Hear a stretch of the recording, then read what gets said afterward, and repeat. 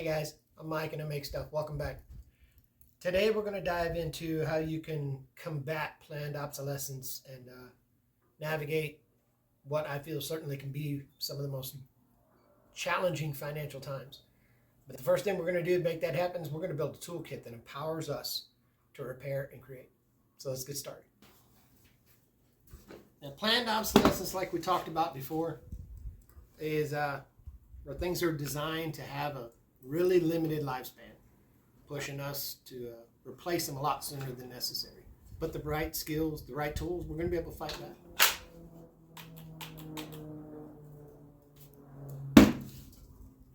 Many products are designed to fail, and they're designed to be difficult to repair.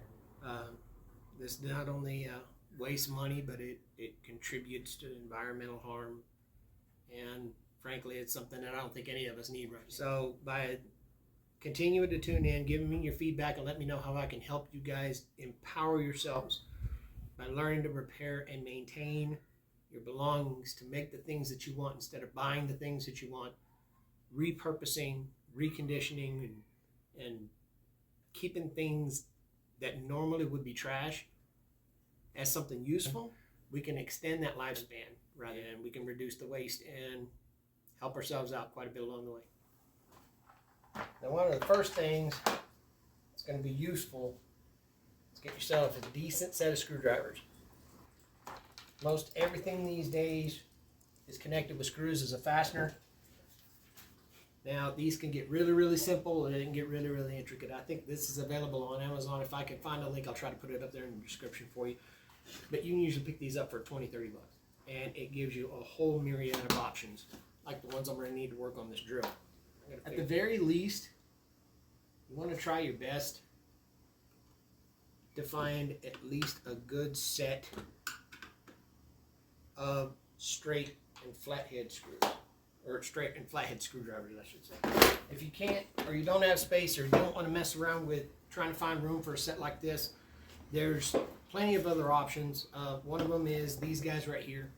Now, this guy's always a good option if you're just starting out and you really don't have room for a large committed set of screwdrivers. That's fine. It's not a big deal. These are advertised all over the place, called 6-in-1 screwdrivers, 8-in-1, 10-in-1. I don't know how they arbitrarily come up with all of those different functions, whatever, but there are nut drivers that hold these hex bits, and you can interchange them to a different bit depending on what type fastener you need to use. And if this in and of itself isn't good enough, you have bit sets very similar to this one from Bosch. I don't necessarily condone any one brand over another because they're all, at the end of the day, pretty much the same to me. And as you see here, over the years, you can definitely accumulate quite a bit of these little bits. Just like that one fits right into our drill. Now, while I'm breaking apart this drill, trying to find out why it won't cut on, I figured I'd talk to you about, again, why everything that I'm trying to show you guys is so pivotal, and why it could be such a game changer for you and your family. For decades now, all of us have been conditioned again and again to dispose of things and replace them. Dispose of them and replace them. Don't bother trying to repair them. Don't try to maintain them. Don't try to learn how they work. They don't want you to do that, because then that means they might not make any money off you later. Personally, I don't think I'm very concerned with whether or not they're going to make money off me later. I'm much more interested in making sure that me and my family got everything we need. So let me move down the list. The first one is the screwdrivers. We've got to have those. Next thing is finding yourself a decent hammer. Now, like many, many other tools, a hammer is a rabbit hole. There are as many hammers as there are people that swing them, I think. In the beginning, you can always start with your general purpose, just plain claw hammer like this guy right here. But keep in mind, sometimes that's too much hammer for what you're doing.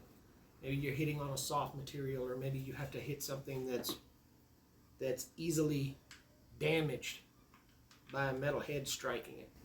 So you may look for something softer, maybe like this rubber mallet here, which definitely Still has a bit of heft to it. You can still hit something if you have to. But it doesn't mar the surface of softer objects like plastics or wood in some cases. Or if you guys want to, we can go through and make your own mallet. If you guys are interested in that, let me know in the comments. I'll be happy to walk you through it. That mallet I made many years ago, old wooden. It's really great for driving chisels. It keeps me from messing up the back of my chisel handles when I'm chiseling things out like a mortise. Next, we get into pliers.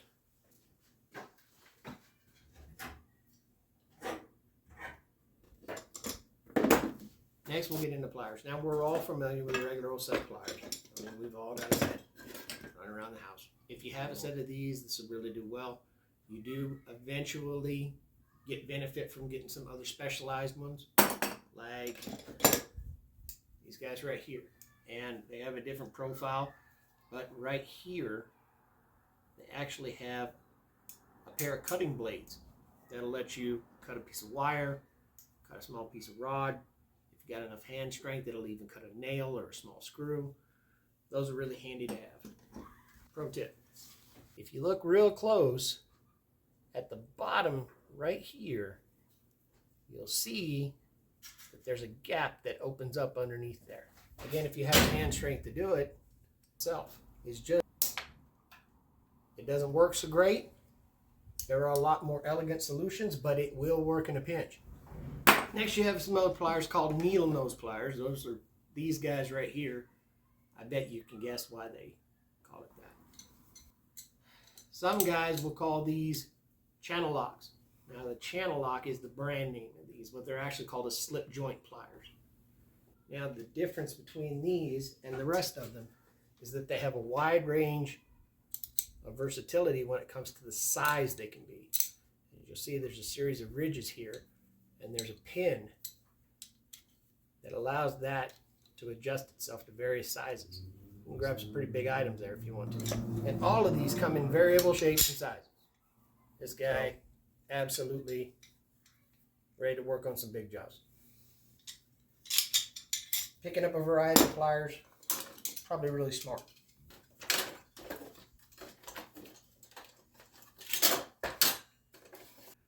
Don't let it concern you too much if you don't have the ability to just go out and purchase all of these things right away. As long as you've got a good start and a good decent set, let's say you get a couple screwdrivers, a decent all-purpose hammer, a solid set of pliers, then you're already well on your way. Should you decide that you want to venture out and try to locate these items for yourself, one of the interesting things to remember is that not everybody is paying attention to what we're doing. They're not of the same mindset. Unfortunately, individuals who are in a financial situation, they may be hurting for money, it may be, and they think that liquidating their tools is a windfall that will get them some funds for their household.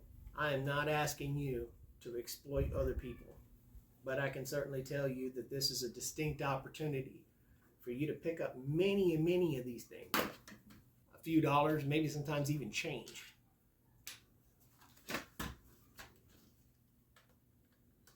Keep an eye on your local Craigslist, your local Facebook marketplace, garage sales, thrift stores.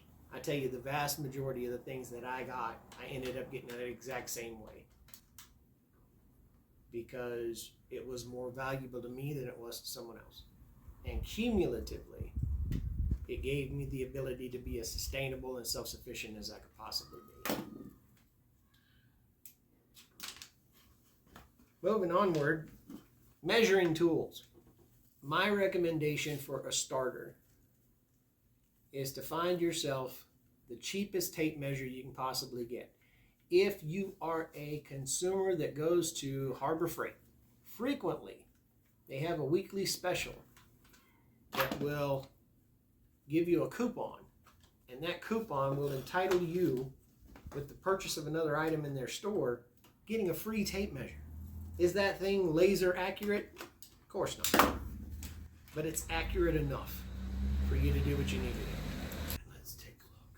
The thing that I would like to impart to you guys is that you should get yourself a tape measure. That'll get you something for long distances when you need to measure that.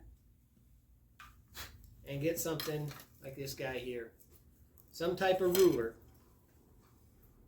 Now, why are you going to need a ruler if you have a tape measure? Is that it will serve two purposes for you. Not only will it be a ruler, a measuring device over short distances, of course, but it will also be a straight edge. And that will be an indispensable item in many applications.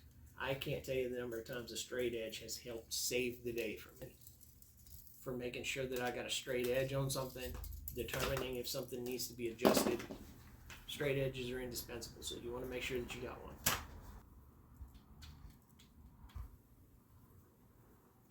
Before we get any further, I thought I would talk to you about PPE, or personal protective equipment. None of this hard work that we're doing is going to be worthwhile. It costs you a finger every time you do one. The most precious tool that you have is you.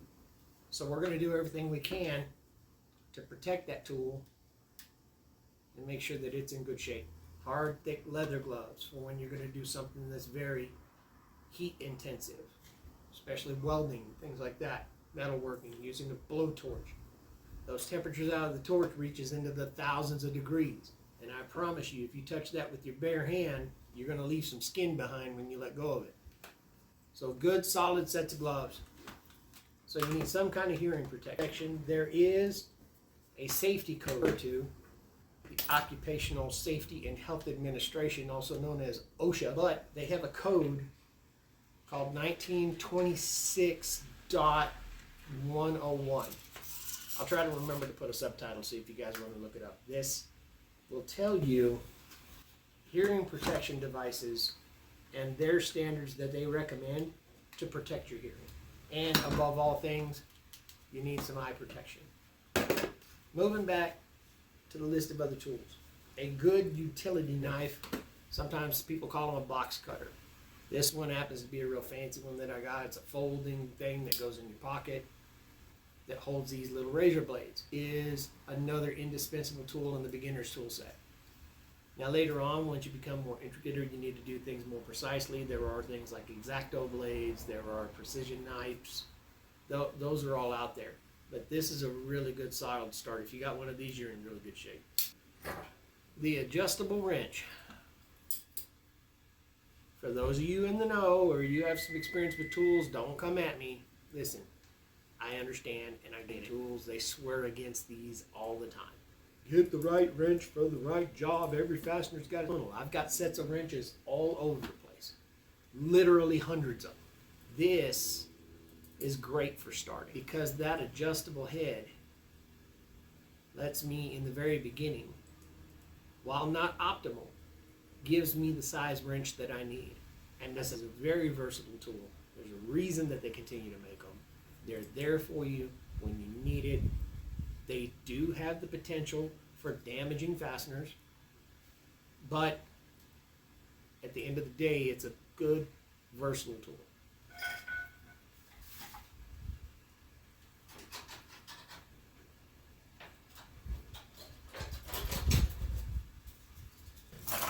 Now, while you're down there at the Harbor Freight, one of the big things that you can do is they sell neodymium magnets. I got you, kid. Be right back. I'm sorry.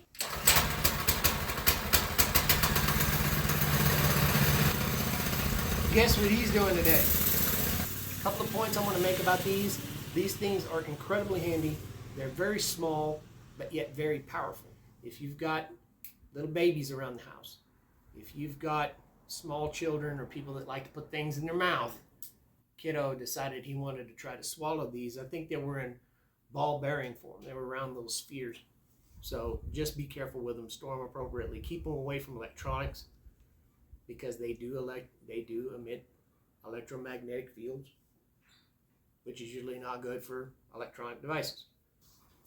Next thing I want you to try to get, if at all possible, again down at the Harbor Freight, if you need to, these are all very small, what's called rat tail files. anytime I see a file, it's going home with it that lets you remove material. You can do so very delicately. You can do it very accurately. If you need to do something like resize a hole, or you need to take off a burr off some threads because something won't screw together, these are indispensable. Really are. I messed up. I gave more gas. The next one I want to bring up is a flashlight. Yes, every one of us have a flashlight in our pocket. It's on our phone. And it does come good in a pinch in a lot of times, but not all. In a lot of these combo kits these days, they pack along with it one of those lights, which gives you a whole lot more illumination. But I keep these as a backup because I have several of these lithium-ion battery packs for this cordless set that I have. And should the lights go out, should we have a power outage, or we have an emergency where it's dark, I've got this, and each one of these batteries will operate this light for hours.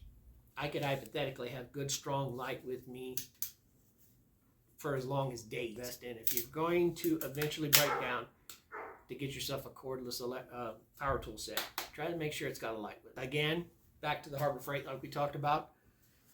They usually have another one of those coupons, like I talked about, you get the free magnets or you get the free tape measure. Sometimes they give away a flashlight.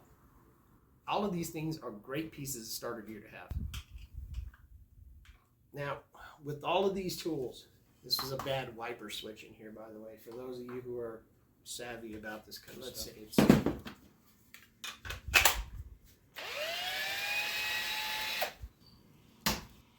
Everything is made to break, but every one of us are made to fix it. If you guys let me know. I can put together a comprehensive tool list. I can kind of give you guys some links. I can give you places to go where you can find some of these things. Odds are probably most of you already have them. But in case you already don't, it's not too hard to get something put together so that we can get you at least up and ready to roll.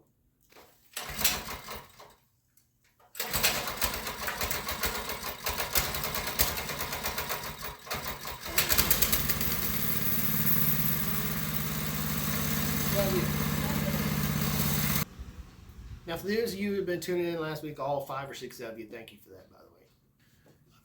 You guys know that I went and worked on a microwave, fixed up a couple of chairs, took care of a TV tray, just still sitting over there. As you gain experience, you might consider picking up some other tools for your collection. Jigsaw, we talked about that, making curves and intricate shapes. An orbital sander, the router that I'm talking about. 1/4-inch trim router from our friends down at the Harbor Freight.